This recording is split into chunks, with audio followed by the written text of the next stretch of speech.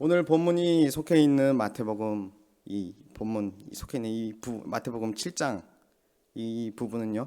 5장부터 시작되는 산상설교의 끝부분에 해당합니다. 예수님은 산상수훈을 통해서 땅의 나라와 하나님 나라가 어떻게 다른지, 그리고 그 나라의 백성이 어떻게 살아야 하는지 가르쳐 주셨습니다. 그 가운데 오늘 우리가 잘 아는 본문이 등장합니다. 구하라, 찾으라, 문을 두드리라. 구하면 받고 찾으면 찾게 되며 문을 두드리면 열릴 것이라는 굉장한 약속입니다. 그런데 이 약속의 핵심은 우리가 원하는 무엇을 받느냐에 있지 않습니다. 이 약속을 하신 분, 즉 누가 주시느냐에 있습니다. 우리의 기도를 들으시는 하나님은 우리에게 가장 좋은 것을 주시는 하늘 아버지이십니다. 오늘 말씀 통해서 예수님에게 우리에게 가르쳐 주신 기도의 참된 의미를 발견하기 원합니다. 그리고 이 기도가 하나님 나라와 어떻게 연결되는지 살펴보기를 원합니다. 예수님께서는 마태복음 5장 8절에 마태복음 5장 3절에 팔복의 첫머리에서 이렇게 말씀하셨습니다. 심령이 가난한 자는 복이 있나니 천국이 그들의 것이며 라고 가르치셨습니다.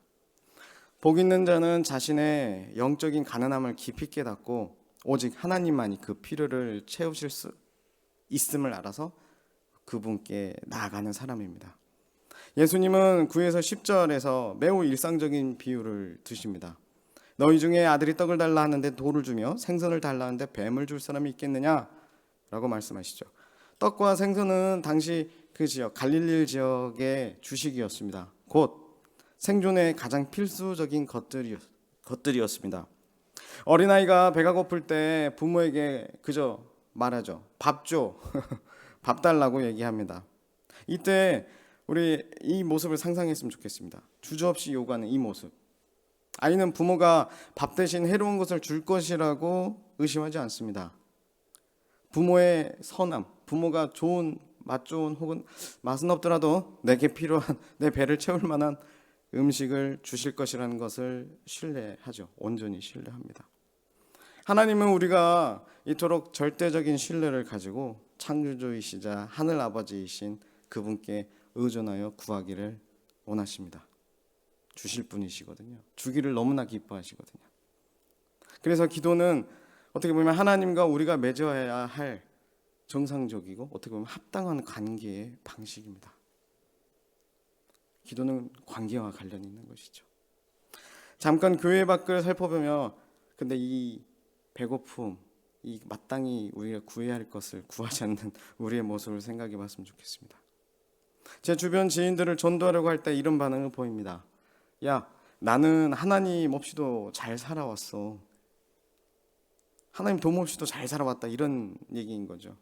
그리고 목사인 네가 날 위해서 기도해주고 있잖아. 대신 기도해주고 있잖아. 이렇게 하는 반응을 보입니다. 믿지 않는 자들, 자신이 어떤 영적 갈증과 배고픔에 놓여 있는지 깨닫지 못한 자들은 하나님이 아무리 좋으신 분이라고 알려주어도 그분을 자신의 인생에 모셔드리려고 하지 않습니다. 근데 그렇다면 우리는 또 구원받은 우리는 어떡한지 좀 살펴보기를 원합니다.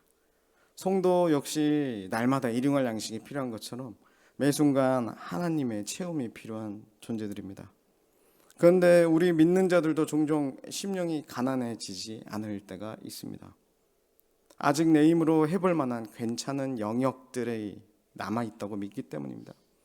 즉 하나님께 구하고 찾고 두드리지 않는 삶의 영역들입니다. 내가 워낙 익숙한 일이거나 하나님께 한 번도 의존하지 않았던 그런 영역들이죠. 왜 기도하지 않을까요? 구해도 되는지 몰라서일까요? 하나님이 바쁘실 것 같아서 우리는 기도하지 않을까요? 아니죠. 우리의 심령 밑바닥에는 타락한 본성이 자리 잡고 있습니다. 하나님께 구하기보다 내 힘과 지혜로 문제를 해결하려는 자기 충족성이 있어요. 내 힘과 내 능력으로 뭔가 해보고 그 성취감 혹은 내가 할 수 있어 라는 그걸로 나의 어떤 정체성을 찾으려 하고 내 인생의 가치를 매기기 때문입니다. 또 독립성이라는 교만의 우상도 있습니다. 물론 우리는 다 어른이잖아요. 여기 앉아 계신 분 다 어른이에요. 어른이면 어른답게 사는 부분이 있죠. 그러나 하나님 앞에서도 내가 어른이길 원합니다. 하나님 앞에서도 내가 공급받아야 하고 하나님으로 채워져야 할 부분이 있는데, 그 부분에서도 아니 나는 할 수 있어, 내 힘으로 내 스스로를 뭔가 해보려는 그것을 기뻐하고 만족하죠. 더 깊은 곳에는 또한 하나님의 선하심에 대한 불신도 자리 잡고 있습니다. 구해도 좋은 것을 주시지 않을 거야? 말씀과 달리 내가 기도한 것에 비해서 하나님은 인색한 분이야? 이런 경험이 조금 있다면, 내가 기도해봤는데 안 됐다는 그런 경험이 있다면, 선하신 아버지를 회사 저 안쪽에 닫힌 문 뒤에 차가운 고용주처럼 마음 어느 한켠에 대하고 태도하는 것이 있습니다. 그래서 기도의 자리에서 멀어지고 스스로 구원해 보려는 그 구원의 자력 구원의 늪에 빠지게 되는 것이죠. 마치 부잣집에 입양된 고아가 양 아버지의 사랑을 믿지 못해서 여전히 냉장고에서 음식을 훔쳐가지고 자기 방에 혹은 침대 밑에 숨겨두는 영적인 어리석음과 같은 것입니다. 이렇게 나홀로 살아가는 영역이 많아질 때 우리는 누가복음 12장 21절의 말씀이 저는 기억이 나더라고요. 이 말씀입니다. 자기를 위하여 재물을 쌓아두고 하나님께 대하여 부유하지 못한 자, 이런 자가 되고 맙니다. 내가 얼마나 긍휼이 필요한 존재인지를 잊어버리니 내 이웃 역시 하나님의 긍휼이 필요한 존재임을 까맣게 잊어버리고 살게 되는 것이죠. 그래서 되게 가난하고 부끄럽게 부족하게 살아가는 것이죠. 12절을 보십시오. 기도가 하나님 나라의 삶과 어떻게 연결되는지 보여줍니다. 좋은 것을 주시는 하나님께 구하라 말씀하신 예수님께서는 12절을 그러므로로 시작하십니다. 이른바 12절은 인간관계의 황금률입니다. 앞선 기도에 대한 가르침과 예수님께서 일부러 이렇게 이으신 겁니다. 앞선 기도에 대한 가르침과 이웃과의 관계가 긴밀하게 연결되어 있다는 뜻입니다. 너희가 하늘 아버지께 이토록 놀라운 사랑과 넘치는 좋은 것을 값없이 구하고 받는 자들이 아니냐. 그러므로 너희도 이웃에게 네가 대접받고 싶은 대로 베푸는 자가 되라, 이 말씀입니다. 이것이 예수님의 가르침입니다. 지난 주일 주기도문에 용서의 은혜를 받은 자로서 드리는 기도와 이어지는 부분입니다. 즉 12절에 끝에 나오는 율법의 선지자, 율법과 선지자라는 말이 나오죠. 그 선지자의 대강령을 얘기합니다. 내 이 율법대로 살아가는 것, 내 결단과 도덕적 수양으로 이루어지는 것이 아니라는 것을 예수님은 기도와 연결시켜서 말씀하시는 것입니다. 절대적인 빈곤함을 인정하는 자가 아버지께 기도하여서 하나님의 사랑을 충만히 경험할 때 비로소 그 은혜가, 하나님의 그 선하심이 어떠한지가 이웃을 향한 긍휼로 넘쳐 흐르게 된다는 것이죠. 어제 저녁 이 말씀을 준비하면서 저는 너무나 괴로웠습니다.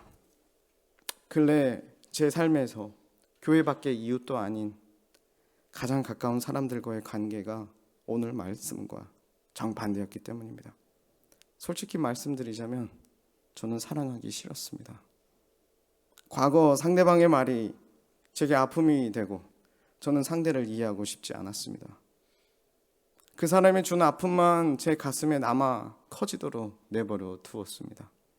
내 마음속에 그 아픈 말이 메아리 치도록 놔두고 그 사람에 대한 부정적 판단을 한 줄 더해가며 내가 옳았다는 것만 증명하고 싶었습니다. 하나님은 계속해서 제게 그 부분을 기도로 맡기고 나오라고 말씀하셨습니다. 그렇지만 저는 깊어진 감정의 골을 내 식대로 해결하느라 애썼습니다. 해결하려고 애썼죠. 그러면서 영적으로 메말라가면서도 그 영적 배고픔을 다른 것으로 채우느라 불순종하고 있었습니다. 기도로 나오라는 하나님의 선하심을 신뢰하지 않고 나의 방식을 고집했습니다. 실은 어제 저는 1년 반 전에 했던 기도에 대한 설교를 그대로 다시 전하려고 했습니다. 그런데 성령님께서 그래도 괜찮니라고 계속 물어오셨습니다. 너 그때와 같아? 그때 너의 상태와 그리고 듣고 있는 회중이 같니? 라고 이렇게 물으시더라고요. 그때와 다른 요즘의 저이기 때문에 하나님은 제가 해야 할 사역보다 저를 사랑하시기에 저한테 계속 말을 걸고 계속 기도로 나오라고 말씀하셨습니다. 내가 이미 내 스스로 해결된 문제다, 혹은 내가 결정되어서 매듭지어버린 다른 사람과의 관계 속에서 하나님은 오늘도 지금도 말씀하십니다. 하나님의 뜻이, 하나님 나라의 삶이 우리 삶에 이루어지고 우리의 삶이, 우리의 모습이 예수 그리스도의 형상으로 우리의 맏형 계신 우리 예수님 그리스도를 따라가도록 말이시죠. 말씀 준비하는 시간이 정말 제 비참함을 깨달아가는 시간이었습니다. 하나님의 말씀을 연구하고 기도한다는 목사가 어떻게 다른 사람을 미워하고 사랑하지 않는 고집을 이토록 질기게 부릴 수 있을까요? 저는 할 수 있더라고요. 예전엔 좀 더 쉬웠던 것 같았어요. 근데 나이가 먹으면 먹을수록 이게 쉽지 않은 것 같습니다. 나이가 먹으니까 더 판단하게 되고 더 쉽게 내가 살아온 인생 경험 속에서 상대방을 바라보게 되고, 내가 그 사람에 대한 어떤 평가와 내가 경험한 것 안에서 또 한 줄 그 사람에 대한 어떤 해설을 제가 달고 있고, 주일 아침마다 우리 전종희 목사님께서 당신은 예수님의 피값으로 사신 사람입니다라고 고백하는 그 고백이 가식이 되지 않도록 오늘도 전 많이 울면서 기도해야 될 것 같습니다. 저는 하나님께 참 불순종할 수 있는 사람입니다. 오늘 12절 말씀과는 완전히 반대로 살아갑니다. 정말 저는 예수님이 필요합니다. 오늘 12절의 대강령의 이 말씀, 이웃을 향한 우리 말씀을 완벽하게 성취하신 예수님이 제게 필요한 것이죠. 여러분도 그러십니까? 여러분도 복음이신 예수님이 필요하십니까? 그러시다면 오늘 나를 살리시는 복음이신 예수 그리스도를 영접하십시오. 믿음으로 따르십시오. 예수님은 이 땅에 오셔서 철저히 하늘 아버지를 신뢰하며 기도로 의존하는 삶을 사셨습니다. 무엇보다 예수님은 십자가에서 놀라운 자리바꿈을 통해서 심판받아야 할 마땅한 죄인인 우리에게 맞지 않는 대접을 하셨습니다. 사랑받았지만 사랑하지 않는 우리에게 하나님 자녀라는 자격에, 우리를 그 자격에 걸맞게 그 위치에 올리시기 위해 예수님께서 이 땅에서 사시고 죽으신 것이죠.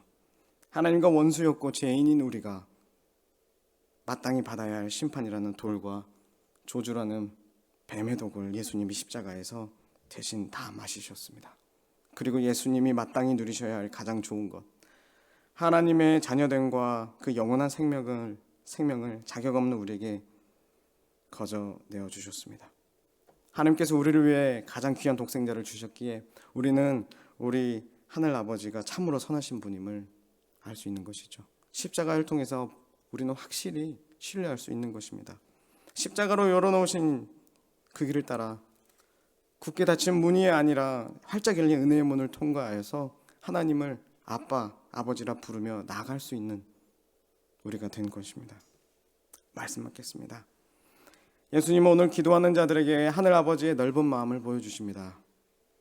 하나님은 우리에게 무관심하거나 인색하신 분이 아닙니다. 빈곤한 우리를 부욕해 해주고 싶어 하십니다. 그러므로 우리의 필요를 가지고 구할 때 우리는 굽실대거나 두려워할 필요가 없죠. 우리는 어떤 경우에도 혼자가 아니라는 것입니다. 고아가 아닙니다. 좋으신 아버지가 계신다는 것입니다. 우리가 비빌 언덕은 우리는 비빌 언덕이 있다는 겁니다. 세상 그 어디에도 없어 보여도 우리는 하늘 아버지 정말 좋은 비빌 언덕이 있으신 것입니다. 독생자를 내어주신 하늘 아버지께서 구하는 우리에게 하늘의 풍성한 은혜를 부어주십니다. 스스로의 힘으로는 형제를 온전히 사랑할 능력이 내게 없음을 정직하게 인정하십시오. 하나님이 필요하다고, 하나님이 일해 주셔야 된다고 우리는 구하기만 하면 됩니다. 하나님과 원수였던 내가 사랑받았음에도 다른 이를 사랑할 수 없는 이 우리의 굳은 마음에 하늘 아버지는 새 힘이 되어 주실 것입니다. 용서의 능력이 되어 주실 것입니다. 예수님은 우리가 세상을 사랑하는 방식을 완전히 뒤바꿔 놓으실 성령님을 보내달라고 아버지께 기도하신 분이십니다. 그리고 예수님은 지금도 우리를 위해 중보하고 계십니다. 우리 안에 영원히 거하시는 성령님은 우리 자신의 못난 모습과 이기심에 내쉬는 깊은 한숨에도 어젯밤 제가 내쉬는 그 깊은 한숨 속에서도 저를 위해 친히 간구하고 계신 우리 성령님이십니다. 그러니 다시 기도로 하나님 나라를 계속 살아갑시다. 후히 주시는 하늘 아버지 앞에 우리의 모든 무거운 짐과 영적 빈곤함을 가지고 담대히 구하고 찾고 두드리는 것입니다. 기도는 더 이상 종교적 의무가 아니라 나를 완벽하게 사랑해 주신 아버지의 그 은혜를 흠뻑 빨아들이는 생명의 숨 들이쉬기입니다. 그 들이쉼은 우리 삶을 변화시킵니다. 내 안에 가득 채워진 십자가의 사랑은 이제 숨을 내쉬는 것처럼 너무나도 자연스럽게 내 가족, 내 직장 동료, 나를 아프게 했던 이웃을 향해 긍휼로 흘러가게 될 것입니다. 오늘 이 아침 하나님 나라를 살아가는 새로운 호흡법, 기도로 하늘 아버지가 주시는 좋은 곳으로 충만해지길 원합니다. 은혜를 들이마시고 사랑을 내쉬는 이 기도의 특권을 누리는 우리가 바로 진정 복 있는 자들입니다. 기도로 나아가시겠습니다.